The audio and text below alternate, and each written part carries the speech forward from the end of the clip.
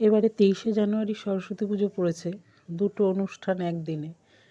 হ্যাঁ, নেতাজি সুভাষচন্দ্রের জন্মদিন আর সরস্বতী পুজো একই দিনে।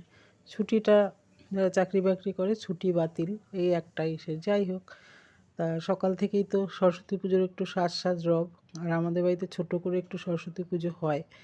তা ঠান্ডাটা একটু কমেছে, এই কারণে সকাল সকাল সবাই করতেও পেরেছে, স্নান টান করে সব রেডি।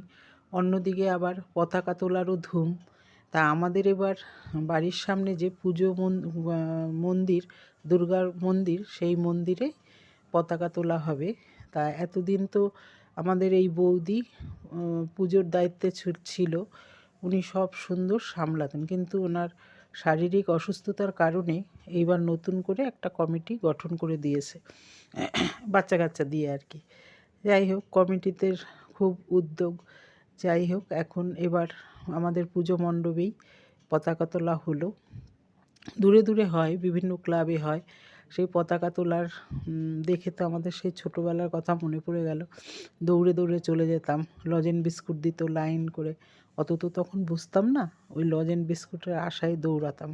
কিন্তু এখন তো আর বয়স হয়েছে, এখন বুঝতে শিখেছি সঠিক ব্যাপারটা কী। যাই হোক, তা আমাদের পাড়ায় খুব সুন্দর করে এই মণ্ডপেই সমস্ত কিছু ব্যবস্থা করা হয়েছে।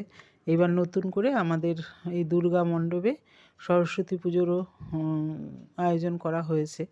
তা যেহেতু পতাকাটা সকাল সকালই তোলা হবে, এই কারণে এই দিকটাই আগে সবাই সামলে নিচ্ছে।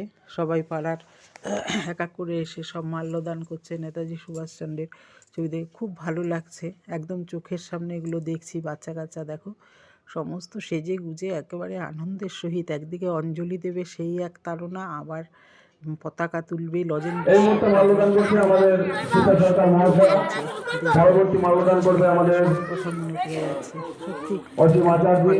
তাকে মাল্যদান করবার জন্য অনুরোধ করছি। এবং যারা যারা পুষ্পার্ঘ্য দিতে চান, ব্যস্তই হয়ে যাচ্ছে, তখন তারা লজেন বিস্কুট পাবে, ওরা তো এখন বোঝে না। আমাদের তো ওই দিন ছিল একদিন। যাই হোক, নেতাজি সকলদের মাল্যদানটা হওয়ার পর জাতিসংগীত হবে। আর পুষ্পার্ঘ্য দেওয়ার জন্য প্রত্যেকটা সিনিয়র সদস্যকে পুষ্পার্ঘ্য দেওয়ার জন্য অনুরোধ করছি। তোলা হয়ে গেল, শুরু হবে সরস্বতী পুজোর আয়োজন। বাচ্চা কাচ্চা এবার মণ্ডপে চলে যাবে, আর আমি দূর থেকে শুধু দেখছি। আমাদের বাড়ির পুজো তাড়াতাড়ি হয়ে গেছে, যেহেতু ছোটো ও তাড়াতাড়ি করে করে অন্য পুজো করতে, তারপরে এসে মণ্ডপের পুজো করবে। এখন সব